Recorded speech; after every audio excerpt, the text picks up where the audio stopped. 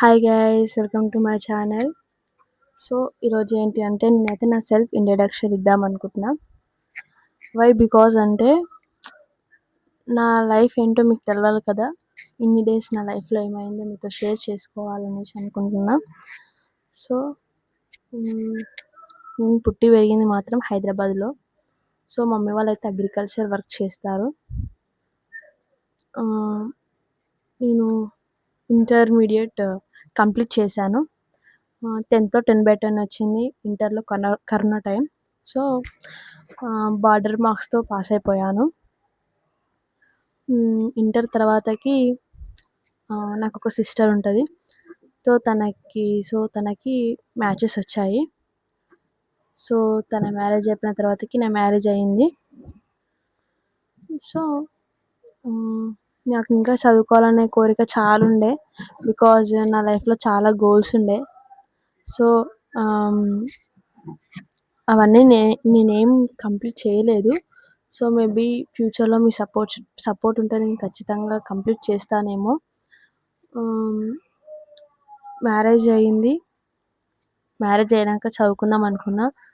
So 100లో 99% మాత్రం marriage అయ్యాక చదువుకోవాలి అనేసి అనుకుంటారు, కానీ అస్సలకి అది కాని పని అసలు. నేనైతే ఒక సజెషన్ ఏమి ఇస్తానంటే, మ్యారేజ్ చేసుకోవాలనుకుంటే మీకు స్టడీ మొత్తం అయిపోయినాకనే మ్యారేజ్ చేసుకోండి. అప్పుడే మీరు హ్యాపీగా ఉంటారు. నేనైతే ఇదే చెప్తా.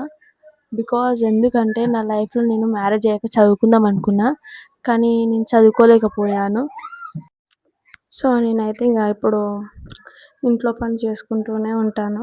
మా హస్బెండ్ కూడా చదివించాలి అనేసి ఉంది, కానీ వాళ్ళ మమ్మీ బెడ్ పేషెంట్. సో ఇప్పుడు తోటి కోడలు అంటే ఎలా ఉంటారు, తను చేయండి నేను ఎందుకు చేయాలి అనేసి అంటారు.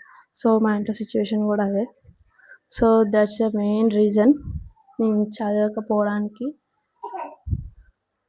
సో నాకు ఒకటి అనిపించింది, నేను ఉత్తి ఉండి ఏం పని చేయట్లేదు, అంటే ఖాళీ టైంలో నాకంటే ఏమన్నా చేసుకోవాలనేసి నేను బాగా ఫిక్స్ అయిపోయాను. సో అప్పుడు అనిపించింది నాకు యూట్యూబ్లో ట్రై చేద్దాము, ఒకసారి కాకపోయినా ఒకసారైనా సక్సెస్ వస్తుంది కదా, ఈ విధంగా అయినా ఏదైనా ఒకటి చేసుకుందాము, లైఫ్ అంటూ నాకంటే ఏదన్నా ఉంది అనేసి అనుకోవడానికి అనేసి స్టార్ట్ చేశాను. సో మీరందరూ కూడా నాకు సపోర్ట్ చేస్తారనేసి అనుకుంటున్నా.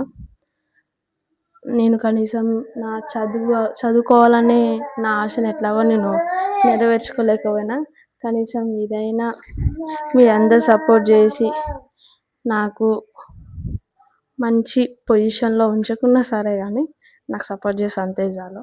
మీ సపోర్ట్ వల్ల నేను అన్నీ సాధిస్తాననే నమ్మకం నాకుంది. So please support me.